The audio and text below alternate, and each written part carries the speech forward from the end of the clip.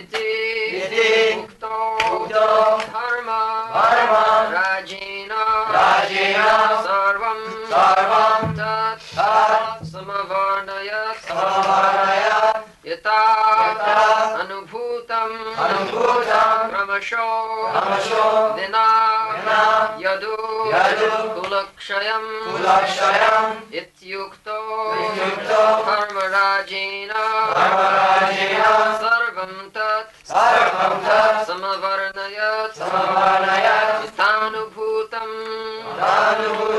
kramasho vinayadu kulakshayam ityukto dharma rajena sarvam tat samavarnayat yathanubhutam kramasho vinayadu kulakshayam ityukto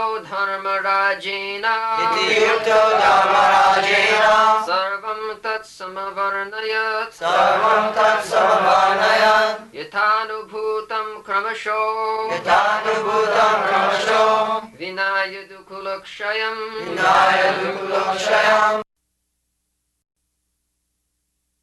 Translation.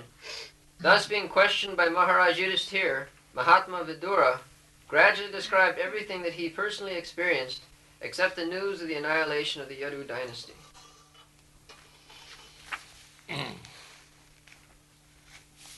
Ityukta dharmarajena sarvam tat samavarna yathanubhutam kramasa bina jadukula khayam.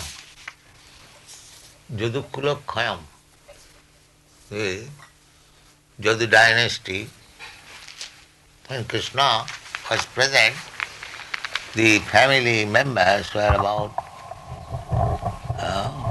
10 millions. This is Krishna. Everything is wonderful. He married 16,108 wives. And each wife had 10 children. And each child begot another 10 children. In this way, the Jadukul was a very big family. So, they were destroyed. There are two comments on this point. Why Jadukul was destroyed by Krishna plan. The one comment is that if they would continue to live, then the same misconception that a Brahmin is born in the Brahmin family, they would continue to speak that we are also gods because we are born of God's family, Krishna's family. Just like in India, there is a class, they call themselves a Nityananda Vangsha, descendants of Lord Nityananda. But that does not actually happen. And another comment is that all these members of Jadukul, they appeared in the Jadukul just to enhance the opulence of Krishna, but they came from different heavenly planets to help Krishna in his incarnation. Just like a big man, wherever he goes, there are many others also go there to help him. When a king goes somewhere, the king does not go alone. He goes with his secretaries, with his military commanders and so many other companions. So these Jadukulas were like that. They came to help Krishna's Leela first time within this material world. So some of them were born as sons of Krishna, some of them as grandsons, as great-grandsons. And Krishna did not want to leave them behind. Krishna was planning to go back to his Vaikuntha, Vrindavan planet. So he did not like that they should remain. They should also go back. Now, to go back means they must meet death after, because otherwise it is unnatural. So, and who can kill them? Nobody can kill them. That is also another point. The family of Krishna, there is no power in the whole world that anybody could kill them. So the Krishna planned that they should be killed amongst themselves by fighting. So as another lesson is that if we fight amongst ourselves, even we belong to the family of Krishna, we are winning. This is the instance of Jadupur. Although they belong to Krishna's family directly, still because they fought amongst themselves, they were all vanished, vanquished. So this was not very palatable incident. So Vidura, when he was asked by Maharaj Yudhishthira about the family members of Jadupur, he did not describe it because they are very thickly related as family members. So it would be a great shock to the Pandavas that Jadupur, descendants of the Jadupur have been annihilated in such an unpalatable way. So he did not describe. Jathanubhutam kamasa ityukta dharmarajena sarvang tat samavarna. He described everything. Bina jadukulap swayam. Bina means without. Without the incident how the Jadukul was destroyed by fighting amongst themselves. Nanna priyang dhudvishahang nidang swayam upasthitam navedayat sakaruna dukkitan dashtamakama. He did not describe because he did not like also to see the Pandavas would be sorry. He went back to his home after so many years and they were receiving them, and at that time Vidura did not like to see them aggrieved on account of this incident. Kaschit kalam athavasit satkita devavat sukham भ्रातुर ज्येष्ठस्य श्रेयस्की सर्वेषां सुखमावहन. Vidura left his home for good. It is not that he has again come back to live with his family members. No. His only purpose was that his elder brother Dhritarashtra was rotting there. He lost everything. He lost his kingdom, lost his sons, grandsons and everything. Still he could not give up the so-called material happiness. He was, of course, these Pandavas, they were treating Maharaj Dhritarashtra and his wife Gandhari very godlessly as the head of the family, but he was not ashamed that he intrigued so much difficulties and plots against the Pandavas. There was big fight, Kurukshetra, in which he lost everything. Still he was living under their care for some material comfort. This was very shameful affair. So Vidura was very much attached to Maharaj Dhritarashtra. Therefore, Bhratur Jeshthasya Shreyaskit. Bhratu means brother and Jeshtha means elder. So, actually Vidur went there for the benefit of Dhritarashtra.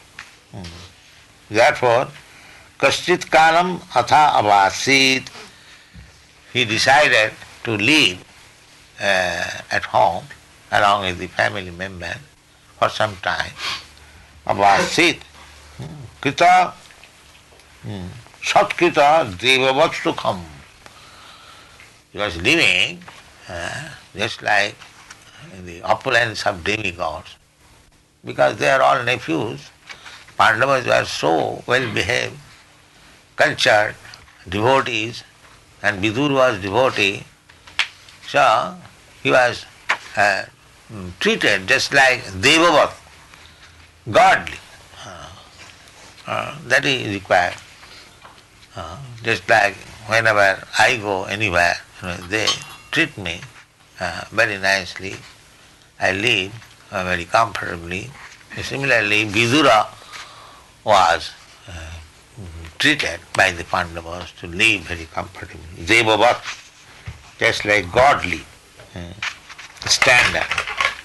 But he did not live there for getting some material comfort. His aim was that this poor man, Dhritarashtra, my elder brother, he has not yet been lessened there what is the value of this material comforts. He was living shamelessly, so he wanted to instruct him, and thus he lived there for some time. Kanchit kalam athavassit satkrita devavas sukham bhratu jeshthasya sreyaskit sarvesham sukhamav.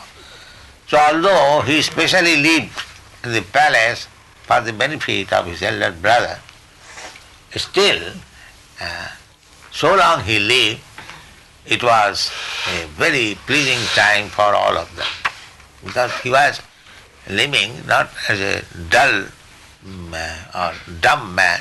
He was speaking about Krishna, therefore everyone was feeling very happy.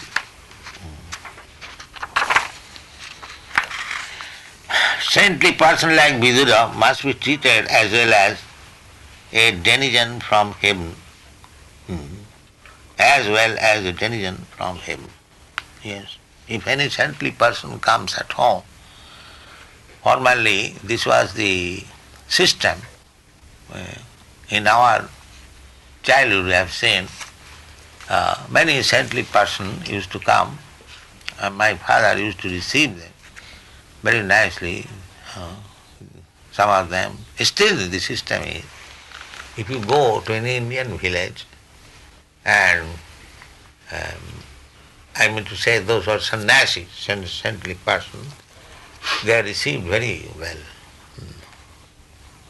Just like Chaitanya Mahaprabhu, when he was touring in South India, so many Brahmins were coming to invite him. That is the system. He hasn't got to bother for his food or shelter any place. That is the system. So Vidura, he was a saintly person. He was received by the Pandavas and treated just like denizens. In those days, denizens of heavenly planets used to visit homes like that of Maharaj Yudhishthira, and sometimes person like Arjuna and others used to visit our planets. We get information. Arjuna also went to the heavenly planets, and person from heaven, when there was big jaggas, sacrifice, they used to come and visit Indra, Chandra.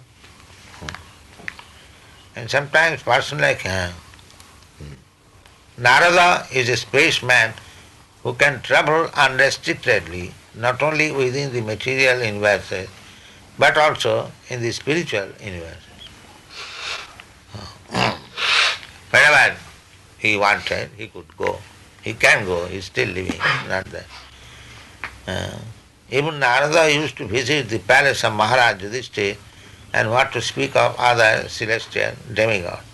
It is only the spiritual culture of the people concerned that makes interplanetary travel possible. Even in the present body, Maharaj Yudhishthira therefore received Vidura in the manner of a reception offered to the demigods. This example means demigods were visiting. Mahatma Vidura had already adopted the renounced order of life, and therefore he did not return to his paternal palace to enjoy some material comfort. He accepted out of his own mercy that was offered to him by the Maharaj Yudhishthira, but the purpose of living in the palace was to deliver his too much materially attached elder brother Dhritarashtra. Dhritarashtra lost all his state and descendants in the fight with Maharaj Yudhishthira, and still, due to his sense of helplessness, he did not feel ashamed to accept the charity and hospitality of Maharaj Yudhishthira. Suppose you create some enemy, always fought with your enemy, so if you accept his hospitality and live there thinking that I am living very comfortably, it is not very good sense. On the part of Maharaj Yudhishthira, it was quite in order to maintain his uncle in a befitting manner, but acceptance of such magnanimous hospitality by Dhritarashtra was not at all desirable. He accepted it because he thought that there was no other alternative. Vidura particularly came to enlighten Dhritarashtra and to give him a lift to the higher status of spiritual cognition. It is the duty of the enlightened souls to deliver the fallen ones, and Vidura came to that reason. But talks of spiritual enlightenment are so repressing that while instructing Dhritarashtra, Vidura attracted the attention of all the members of the family, and all of them took pleasure in hearing him patiently. This is the way of spiritual realization. The message should be heard attentively, and if spoken by a realized soul, it will act on the dormant heart of the conditioned soul, and by continuously hearing, one can attain the perfect stage of self-realization. Therefore, Sravanam is very essential. Sravanam Kirtanam Vishnu Smaranam Padasim. So, in all our centers, this process should be followed. We have got now so many books. Simply, if we read books, our Yogeshwar Prabhu is very enthusiastic to read books. So everyone should read books and others should hear. That is very essential, Savanam. The more you hear, we have got so many books. Whatever is already published, just like we are describing one verse daily, at least there are so many verses already in stock, you can go on speaking for 50 years. These books are already published. You can go on. There will be no one stock. So this practice should be adopted. Don't waste time. As much as possible, try to hear about this transcendental subject matter in Bhagavatam, Jad Vaishnavarang Priya. It is stated that this Bhagavatam is very, very dear to the Vaishnavas, to the devotees. In Vrindavan you will find they are always reading Srimad Bhagavatam.